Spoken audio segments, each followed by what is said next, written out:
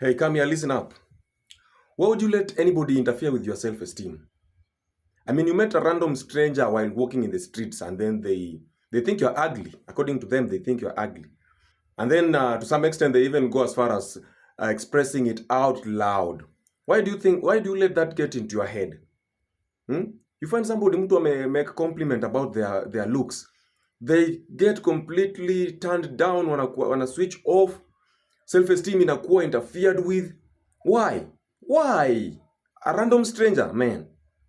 Women. What's wrong? Don't let anybody's opinion put you down, manze.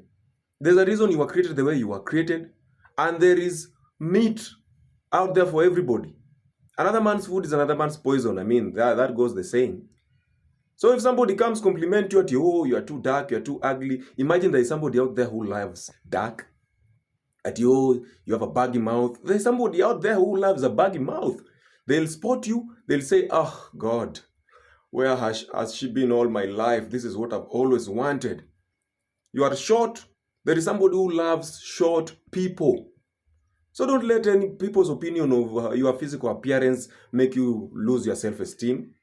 Don't do that. As long as you get out there, you walk held high, and you don't smell and you brush your teeth, you are good. You are very good to go. Kila mtu tu akona type yake.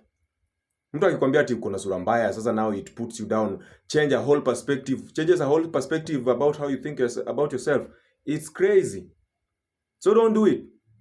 Anybody comes complimenting, oh, kila mtu akona type yake bana. Na ukiambiwa, hey, no, you're not my type, it shouldn't put you down either.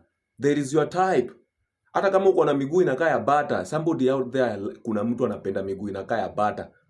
You have a horse mouth, domo inakaa ya farasi ama ya nguruwe. There's somebody out there who likes such. So don't get pinned down and change a whole perspective about yourself because of one random stranger who has absolutely no say over your life. Come on, man.